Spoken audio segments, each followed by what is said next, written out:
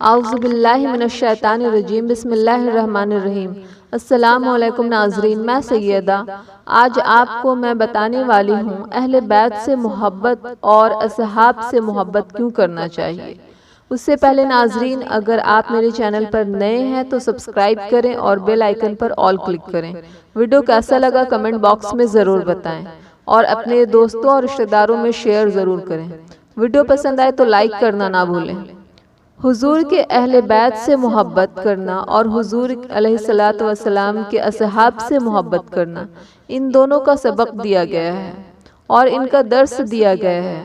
ان کے آپس کے جو معاملات ہیں اس میں کسی کو کوئی حق نہیں بنتا کہ کوئی ایسی بات کرے جس سے کسی کی کشر شان ہو اور کسی کی عظمت میں فرق آتا ہو۔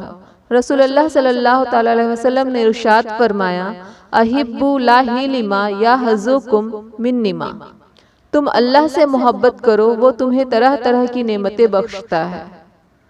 وَأَحَبُّنِي بِحُبِّ اللَّهِ، اور مجھ سے محبت رکھو، میں تمہارے رب کا محبوب ہوں۔ وَأَحِبُّ اہل بیت لِحُبِّی، اور میرے اہل بیت سے میری وجہ سے محبت کرو۔ سیدہ فاطمہ الزہرا سلام اللہ کے حوالے سے ذکر کرتے ہوئے ارشاد فرمایا، فاطمہ بِدْنَةٌ مِنِّی فَمَنْ أَغْضَبَهَا أَغْضَبَنِی، فاطمہ میرے جگر کا ٹکڑا ہے، جس نے فاطمہ کو غضبناک کیا اس نے مجھے غضبناک کیا۔ مطلب تکلیف نہ پہنچانا، اذیت نہ پہنچانا، تمہاری طرز زندگی، تمہارا لہجہ، تمہاری گفتگو، تمہاری انداز حیات ان کے لیے اذیت کا سامان نہ بنے، وہ میرے لیے اذیت کا سامان بنیں گے۔ یہ ہے سیدہ طیبہ طاہرہ فاطمہ زہرا کا مقام۔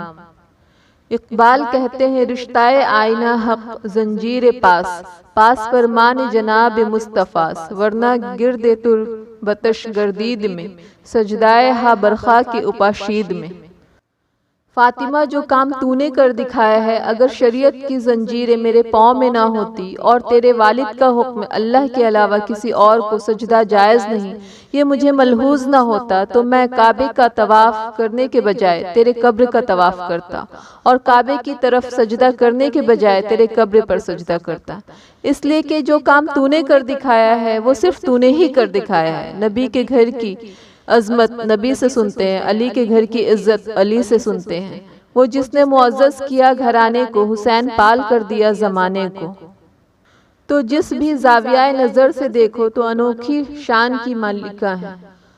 حضرت ابو درداء رضی اللہ تعالیٰ عنہ فرماتے ہیں کہ ہم حضور علیہ السلام کی خدمت میں بیٹھے ہوئے تھے کہ حضرت ابو بکر رضی اللہ تعالیٰ عنہ نے تشریف لائی کہ انہوں نے اپنی چادر کو ایک سمت سے پکڑا ہوا تھا، تو جب یہ آ رہے تھے تو حضور علیہ السلام نے ارشاد فرمایا کہ یہ کسی سے الجھ کر آ رہے ہیں، تو حضرت ابو بکر نے کہا، حضور حضرت عمر سے میری شکر رنجی ہوئی ہے اور مجھ سے کچھ ایسی بات نکل گئی زباں سے جو مجھے نہیں کہنی تھی، لیکن میں نے معذرت کی، لیکن انہوں نے میری معذرت قبول نہیں کی، تو میں وہاں سے اٹھا اور آپ کے پاس آ گیا، تو حضور نے فرمایا، ابو بکر اللہ تجھے معاف کرے۔ یہ بات حضور نے 3 مرتبہ کہی۔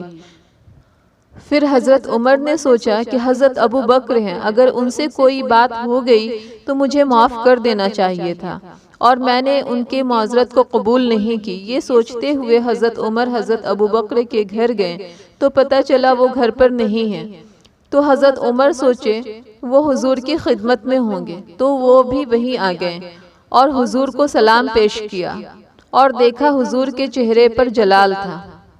حضرت ابو بکر رضی اللہ تعالیٰ عنہ پریشان ہو گئے کہ حضرت عمر رضی اللہ تعالیٰ عنہ پر کوئی عتاب نازل نہ ہو جائے، تو انہوں نے خود اپنی پنڈلیاں بچھا کر اور گھٹنوں پر کھڑے ہو کر کہا، حضور میں نے ہی ان سے کچھ کہا تھا، مجھ سے ہی غلطی ہوئی تھی۔ یہ بات 2 مرتبہ حضرت عمر کے لیے حضرت ابو بکر نے کہا، تو حضور صحابہ سے مخاطب ہوئے، ان میں حضرت عمر بھی تھے۔ فرمایا، اللہ نے مجھے حق کے ساتھ معبوس کیا، جب میں نے دین کا پیغام تمہیں دیا تو کوئی دلیل مانگنے لگا، کوئی انکار کرنے لگا، لیکن یہ ابو بکر تھے جنہوں نے بنا کسی ثبوت کے، بنا کسی دلیل کے میرے باتوں پر اعتبار کیا۔